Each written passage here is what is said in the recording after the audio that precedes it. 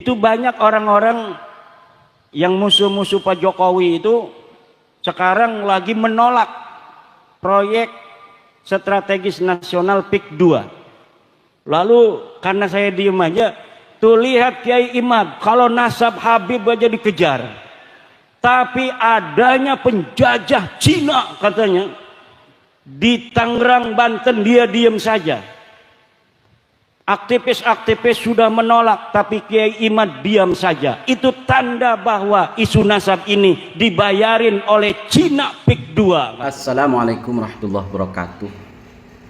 Karena viralnya fitnahan, tuduhan, dan celotehan kepada Kiai Imaduddin Utsman tentang PSN PIK 2 di daerah Banten sana, ada yang mengatakan bahwa Kiai Imaduddin Utsman tidak berani untuk berbicara mengenai PSN ini, tidak berani untuk berbicara tentang PIK 2 ini.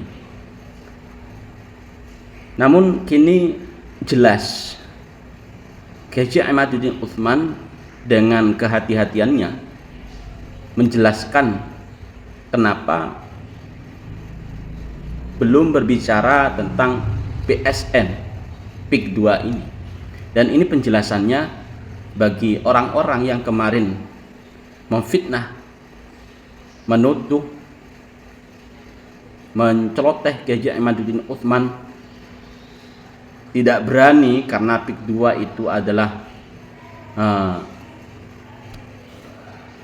proyek orang Cina, dan Kiai Imaduddin Utsman itu dibayar oleh orang Cina mengenai nasab Ba'alwi.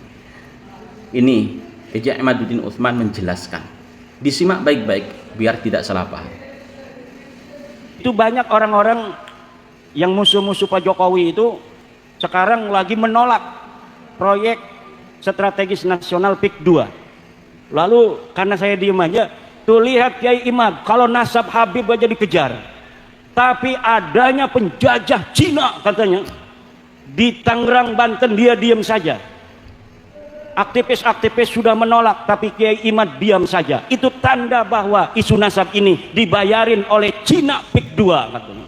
Saya ibu-ibu ngomong pakai muqaddam sebagai orang bayang yang tidak ada sejarahnya, tidak ada sosoknya, ini disangka dibayar oleh Cina katanya.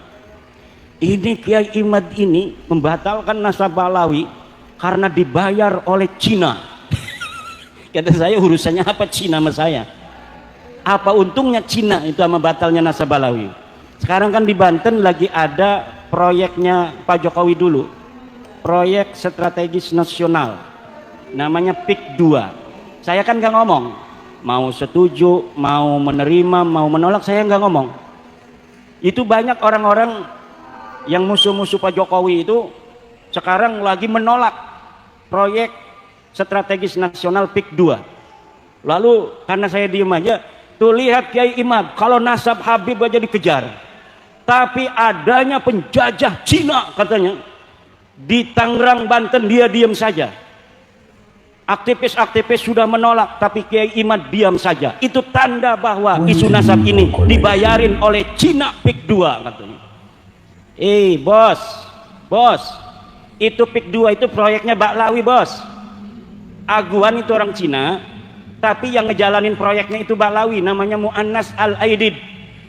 Dia Ba'alawi, dia Kabib. Kalau saya ngelihat Ba'alawinya, saya langsung nolak. Tapi orang nolak, orang menerima itu harus tahu apa yang ditolak, harus tahu apa yang diterima. Jangan kita nggak ngerti apa-apa kita menerima, jangan kita nggak tahu apa-apa kita menolak. Saya nggak ngerti PIK 2 ini jenis kelaminnya apa, ini makhluk model apa ini PIK 2. Kenapa? Karena saya belum mendapat penjelasan sebenarnya seperti apa, proyeknya apa, manfaatnya apa, kerugiannya masyarakat apa kalau diterima. Nah, kalau sudah ada ilmu ilmu bi PIK wa PSN, baru kita boleh mengatakan menerima, boleh mengatakan menolak. Karena saya komisi fatwa, ketua komisi fatwa Majelis Ulama Indonesia Provinsi Banten, Kemarin saya di SMS, Kiai hari Minggu tolong survei di PIK. Ini dari perintah MUI Banten. Nanti komisi fatwa yang menentukan secara maqasidus syariah apakah diterima ataukah tidak. Kata saya, buat apa kalau kita terjun ke lapangan tapi tidak tahu master plan-nya apa. Saya mohon dikirimkan dari PIK gimana, dari bapedanya gimana, dan alhamdulillah sudah dikirimkan baru kemarin di mobil. Saya baca, tinggal saya terjun ke lapangan, baru setelah kita tasawur. Nah, kita menentukan hukum itu harus tasawur. Al hukmu bisyai'i far'un an tasawurihi. Menghukumi sesuatu adalah cabang dari tasawurnya. Kalau kita menghukumi sesuatu, menerima atau menolak tanpa tahu tasawurnya, maka itu orang gendeng. Tasawurnya dulu, tasdiknya dulu, lalu bagaimana manfaatnya, madaratnya kita timbang secara maqasidus syariah, baru kita menentukan sikap. Tapi banyak orang yang kesusu, belum apa-apa menerima, belum apa-apa menolak. Lah harus ditimbang. Setiap proyek yang dijalankan oleh negara pasti tujuannya kesejahteraan rakyat, Bu. Kalaupun ada di bawah itu hal-hal yang tidak sesuai dengan aturan, itu teknis lapangan, harus diselesaikan secara lapangan. Nah, kalau misalnya harus menunggu secara konvensional, itu Banten Utara yang sekarang mau dibangun itu kalau ngandalin Pemda kabupaten, itu mungkin 100 tahun lagi baru bisa dibangun.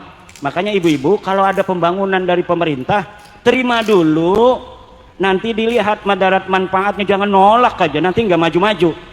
Pak Camat mau bikin jalan, nih apa nih tujuan Pak Camat? Kita tolak karena mungkin Pak Camat ini mau nyari untung. Jangan begitu, maslahatnya buat rakyat, maslahatnya buat masyarakat.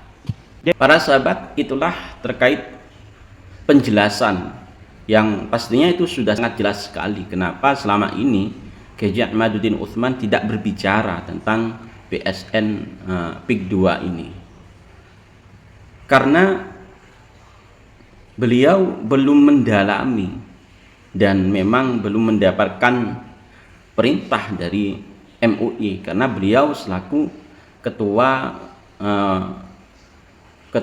fatwa MUI di Banten. Jadi alasan Kiai Imaduddin Utsman sangat jelas sekali, dan beliau juga menyampaikan bahwa banyak orang-orang yang menerima PIK 2 tanpa mengetahui lebih dalam tentang PSN PIK 2 tersebut. Dan juga banyak orang-orang yang menolak, bahkan demo, walaupun belum begitu paham, bahkan tidak paham tentang apa sih PSN PIK 2 itu, keuntungannya apa, manfaatnya apa bagi masyarakat, dan lain sebagainya. Tapi alhamdulillah Kiai Imaduddin Utsman telah menjelaskan biar tidak ada isu liar tentang bahwasanya Kiai Imaduddin Utsman tidak berbicara tentang PIK 2 ini, karena Kiai Imaduddin Utsman itu dibayar oleh Cina terkait permasalahan nasab, batalnya nasab Habib Ba'alwi, sedangkan PIK 2 itu adalah proyek Cina. Alasannya seperti itu. Terima kasih dan mohon maaf apabila ada kesalahan. Monggo para sahabat bisa berpendapat sendiri, tentu dengan cara yang baik pula. Wallahul muwaffiq ila aqwamit thoriq. Wassalamualaikum warahmatullahi wabarakatuh.